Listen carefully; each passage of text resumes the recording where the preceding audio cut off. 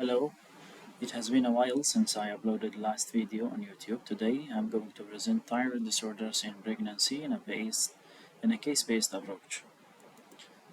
We'll go to our first case. The wisdom here that we don't have to rush. A 30 years old lady in her 12 weeks of pregnancy. She was referred to you for range thyroid function test. TSH was suppressed 0.1, free thyroxine was at 24, slightly above the normal range. She had a positive family history of thyroid disease. Her fetus was fit for gestational age. She declined any weight loss or palpitations. What will you advise her? Will you start her on carbimazole or robitheuracil 5 milligrams twice daily or 50 milligrams for PTU daily? Or you need more data to decide, or you will reassure and discharge the patient. Before we answer this question, we should know the normal physiology during pregnancy. Due to increased estrogen and also decreased hepatic clearance for thyroid binding globulin, their levels in the plasma will increase by 2.5 times, and since it is the primary globulin that handling the thyroxine, so total thyroxine also will increase by 1.5 times. During pregnancy, HCG, which is the human chorionic gonadotrophin, will increase by the first trimester, approximately about the 8 to 12 weeks in first trimester.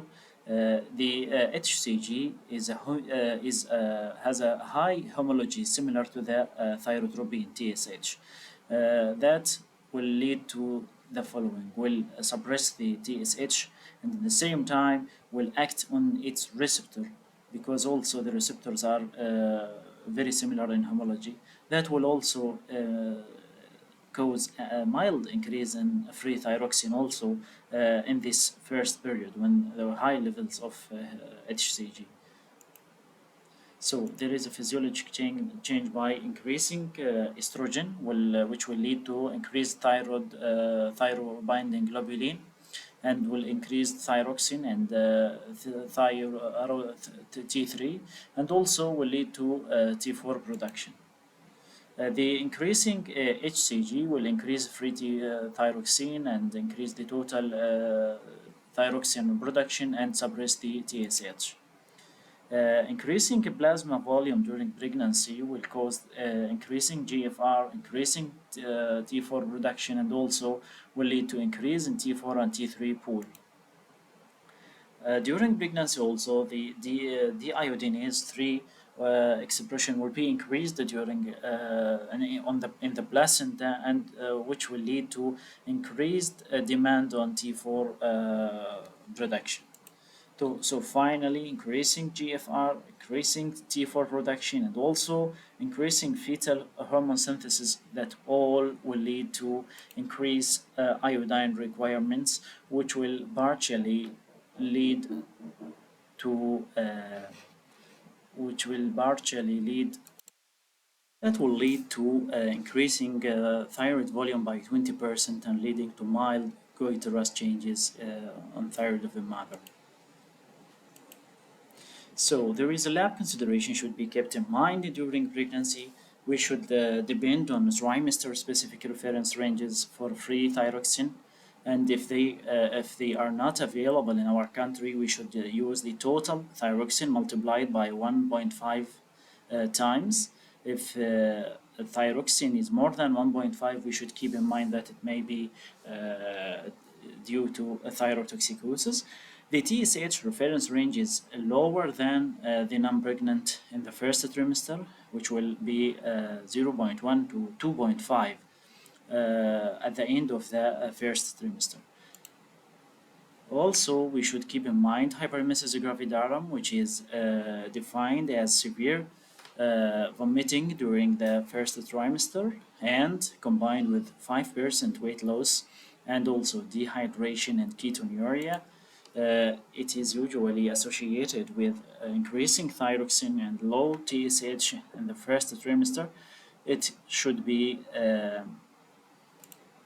it should be different from differentiated from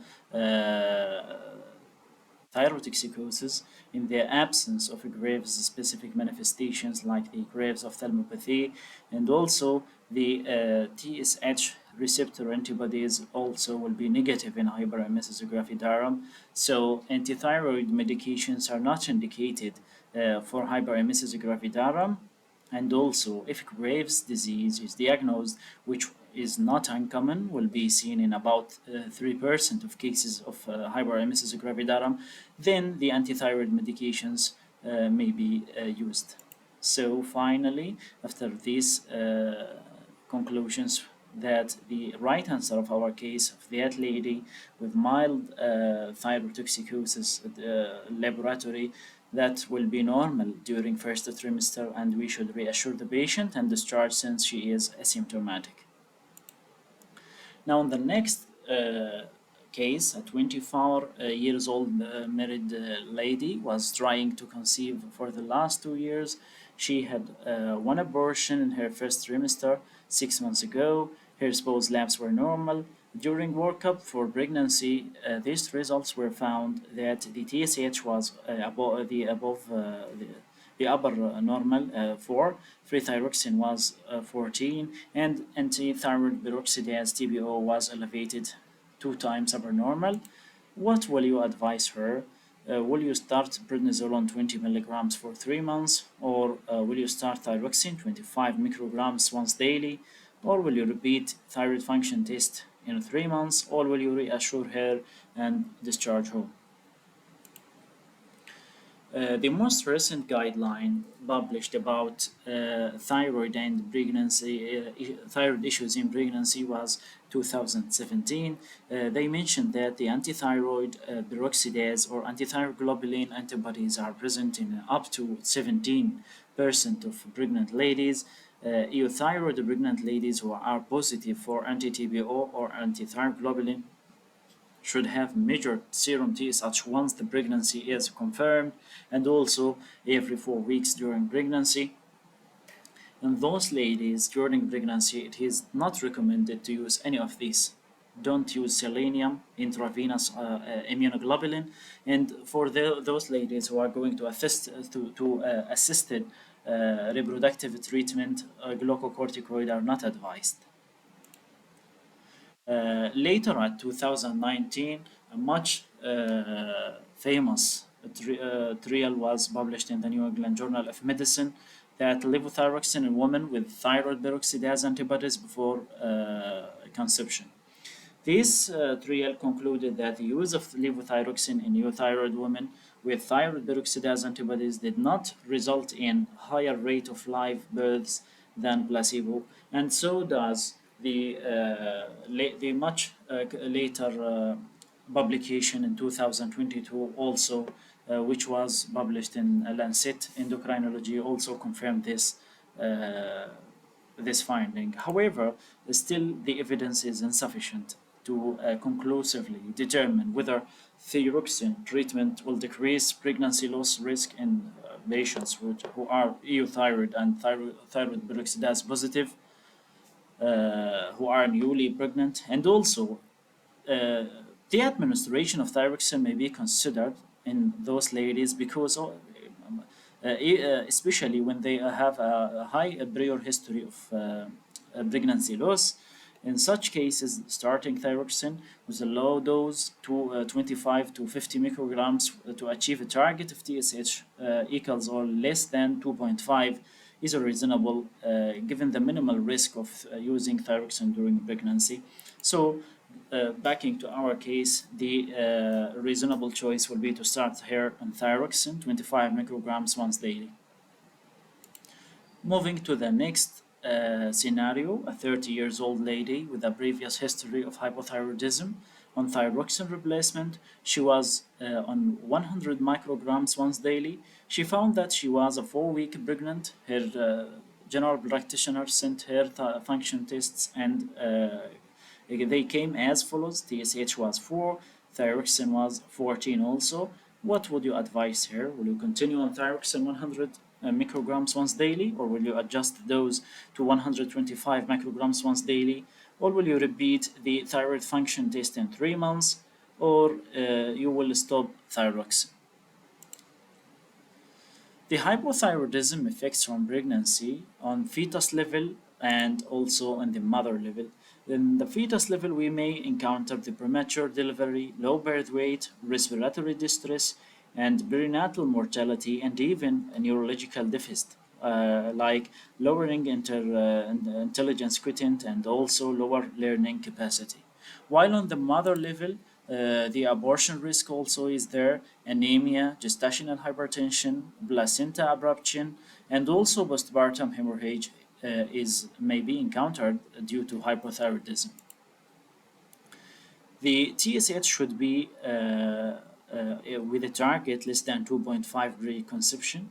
Managing overt hypothyroidism improve fetal and maternal outcomes, while the subclinical evidence, the evidence for subclinical hypothyroidism will improve maternal outcomes, especially if they are thyroid peroxidase positive. Also, thyroxine should be increased by up to 50% by week 4 to 6 of gestation. The TSH measurement should be done after 4 weeks from dose adjustment, and also should be repeated every 4 to 6 weeks from modifying the treatment to pregnant to delivery. And Hashimoto thyroiditis usually require less modification than those patients who went for total thyroidectomy. For instance, in mild cases of hyper TSH like 5 to 10, we may increase the dose by 25 to 50% micrograms per day. TSH 10 to 20, we may increase the dose by 50 to 75 per day. And in severe cases like in TSH more than 20, we may increase the daily dose by 75 to 100 micrograms per day. As you know, in non-pregnant patients, the usual starting dose of thyroxine is 1.6 micrograms per kilogram per day, while if we encountered hypothyroidism as firstly diagnosed during pregnancy, the initial dose in those ladies will be 2 micrograms per kilogram per day. So, backing to our lady, which was in the last question, we should adjust thyroxine dose to 125 micrograms once daily. The next case will be about a 20 years old married lady with a Graves' disease. Since 2 years, she was treated with methimazole 10 milligrams once daily. She was doing her routine labs when she found that she was 2 weeks pregnant. TSH was 0.4, thyroxine was in the lower normal 12. The anti-TSH receptor antibodies TSI was slightly elevated 1.9. What will you advise her? Will you stop methimazole and recheck TSI in 22 weeks? Or will you continue methimazole 5 milligrams once daily? Or will you stop methimazole and start propylthiouracil 50 milligrams once daily till delivery or only for 4 months? Okay, hyperthyroidism must be differentiated, as we mentioned earlier, from normal pregnancy physiology and also from hyperemesis gravidarum. A Graves' disease is about 30% of cases of hyperemesis gravidarum. 9% of normal pregnant subjects have suppressed TSH less than 0.05, and the history of previous goiter or autoimmune disease and positive TSI suggest Graves' disease as a diagnosis for the patient's symptoms. Graves usually exacerbated during first trimester, ameliorated during the second half of pregnancy, and may be also exaggerated after delivery. The untreated Graves linked to unfavorable changes on the fetal and maternal level, premature delivery, small for gestational age, fetal congestive heart failure, and also fetal thyrotoxicosis. And maybe we see fetal loss and preeclampsia on the mother level. The fetal congestive heart failure is very rare, it's about 1 per 1,000 cases, but should be kept in mind.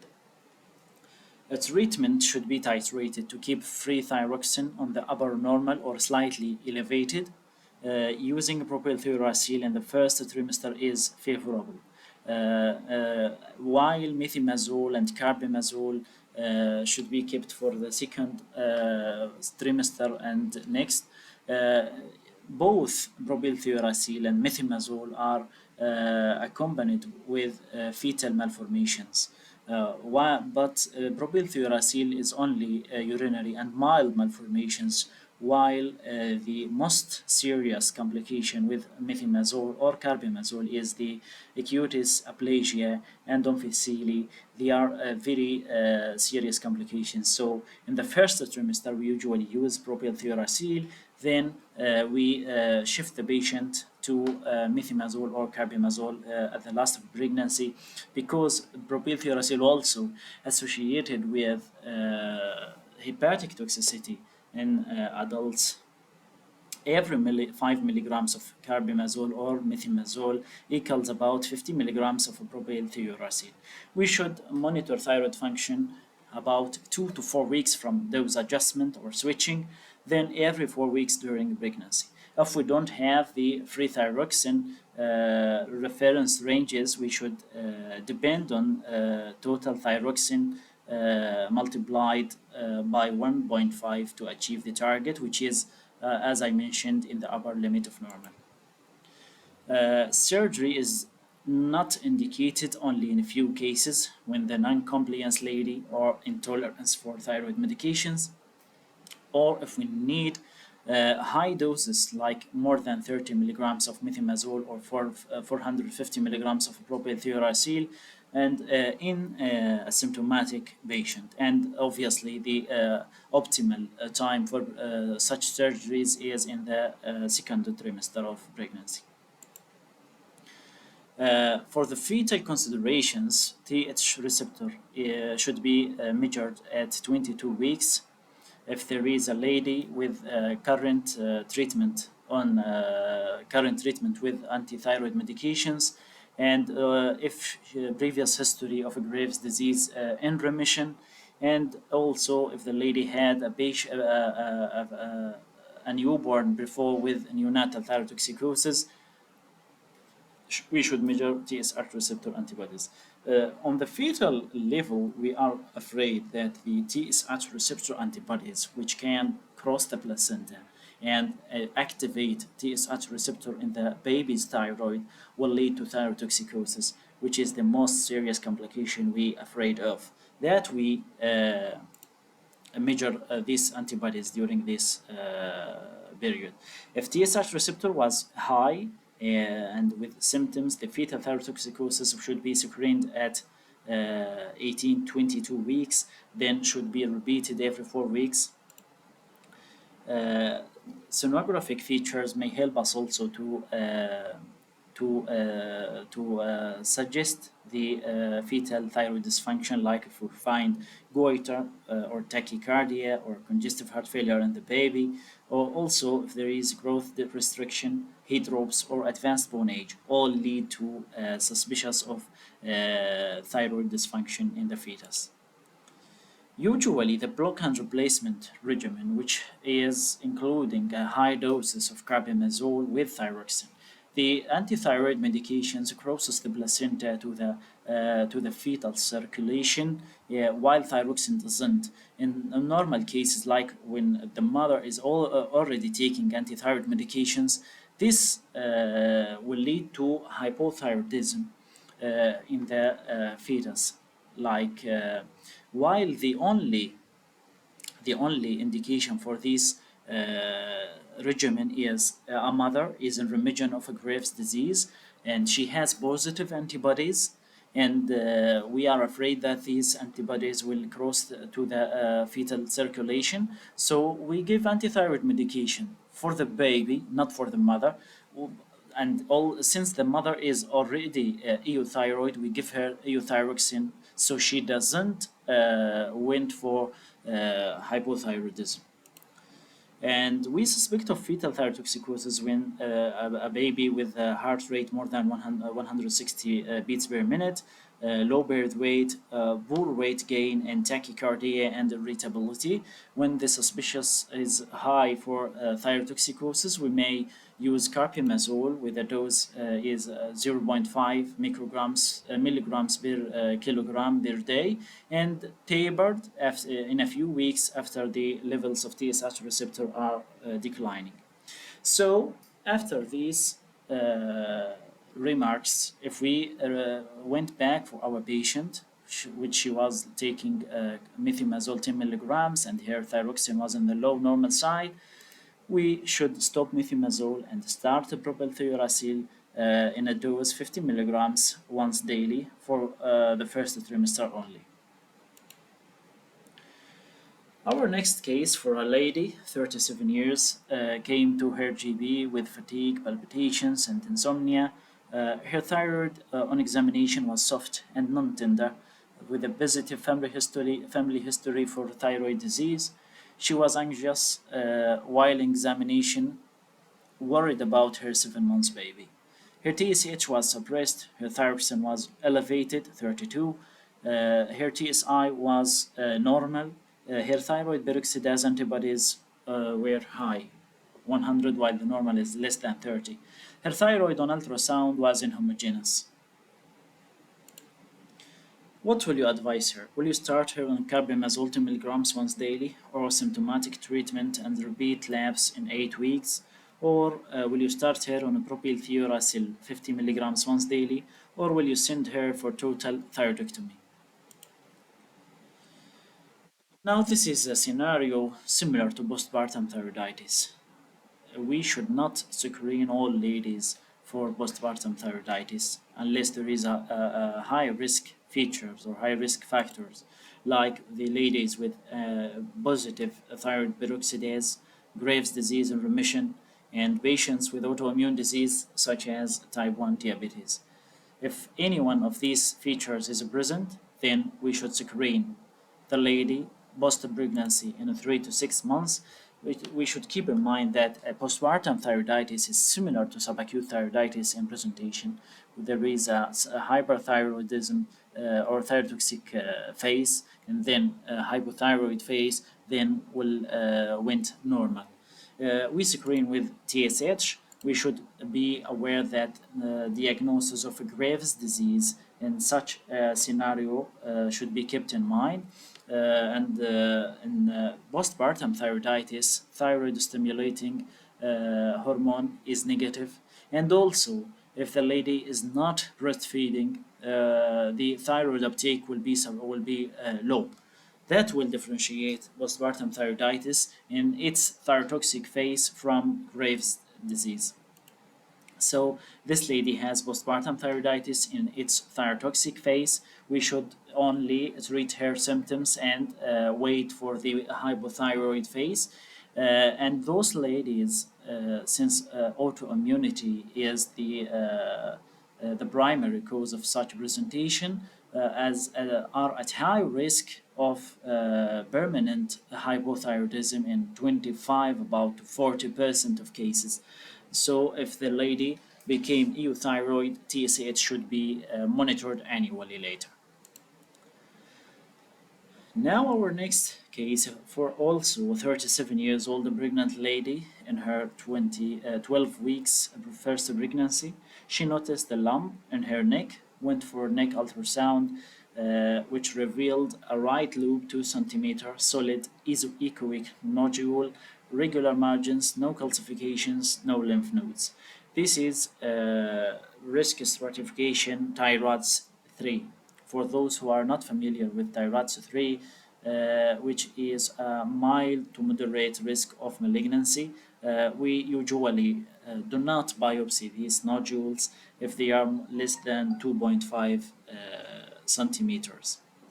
So the left lobe was free of nodules. Her TSH was normal. What will you advise this lady? Will you send her for right lobectomy or start her on thyroxine 25 micrograms once daily, or will you send her for FNA? Or will you reassure and repeat neck ultrasound in 3 to 6 months?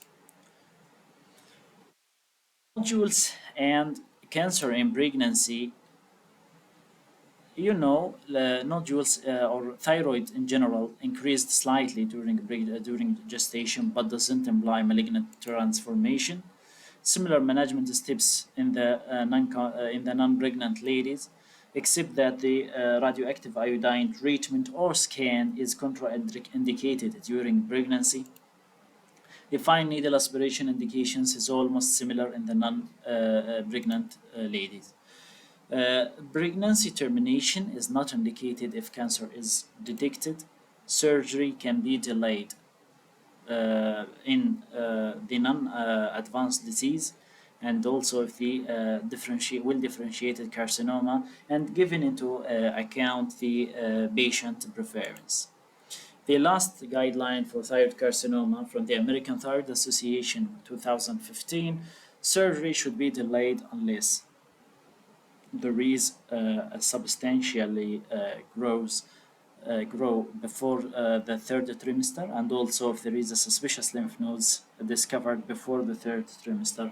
And as thyrotoxicosis, the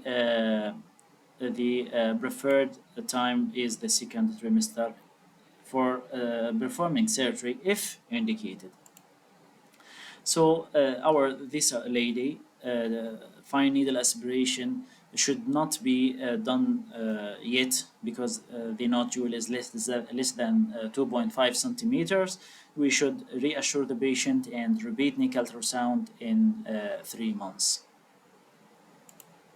Thank you very much for listening.